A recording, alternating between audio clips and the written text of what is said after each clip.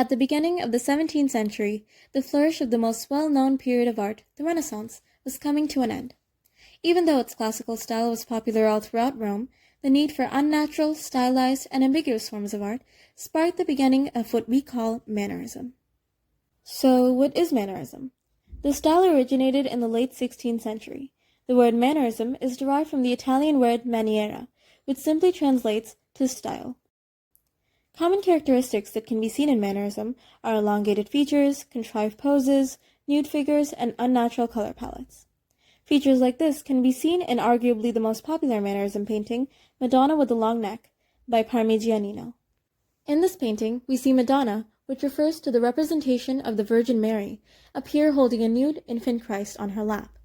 As suggested by the title of the painting, she is seen to have an elongated neck, as well as fingers and shoulders. But these aren't the only features of Mannerism which Parmigianino highlighted in his painting. He paid attention to his own contemporary ideas of feminine beauty, which he incorporated into the depictions of Madonna as well as the other women in the painting. The painter also incorporated a sense of eroticism, which is shown by the fabric draped around Madonna highlighting her curves, her hand lifted to her chest, and the bare leg of the angel on her side. But how did Mannerism come about? In 16th century Rome, high Renaissance artists like the famous Leonardo da Vinci, Raphael, Michelangelo, and many others set the standard for classicism and idealized beauty. It was the norm to depict a formal sense of complexity in nude figures, which was a standard specifically set by Michelangelo.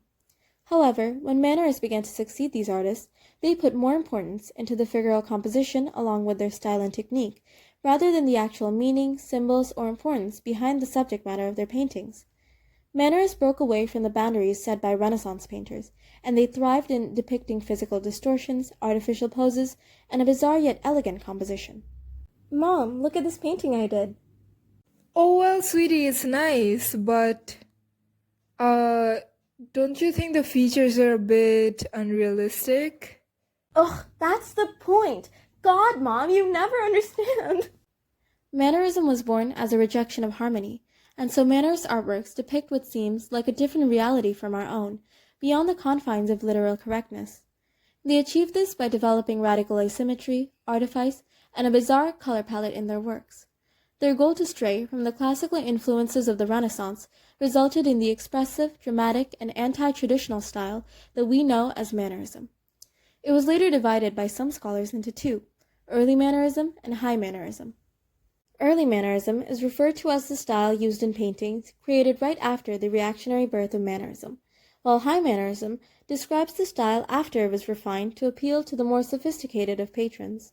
While the anti-tradition of high Mannerism lasted till around 1535 CE, high Mannerism went on to be used as a type of court style. Amidst the rise of Mannerism's successor, the Baroque art style, one of the greatest Mannerists, El Greco, created what he called resurrection. Due to his Cretan heritage, El Greco's works are considered by some to be a form of Byzantine art as well. We also have a video on the effects and culture around Byzantine art if you're interested. The link is in the description. However, as Jesus Christ is seen whisking the figures at the bottom of the painting up towards the heavens, his high Mannerist inspirations are the most striking in this work. The bold colors, intense drama, and physical distortions are what solidify El Greco as a Mannerist.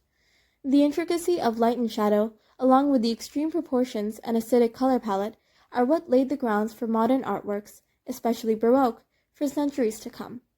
What appears to experts in the 21st century as one of the many historical art styles waiting to be studied was once the catalyst for greater freedom in art, and a powerful extension of the Renaissance, forged with creativity, rebellion, and most importantly, human expression. Alright, well, that's the end of this video. This is probably one of our shorter videos since we're planning to cover larger topics for our upcoming ones. We hope you'll consider subscribing to our channel if you enjoyed this video. You can also leave a like and continue the discussion in the comments. We're just starting this channel, and we're quite a small team, so we'll appreciate any kind of support. That's it for now. Hope we see you in our next video.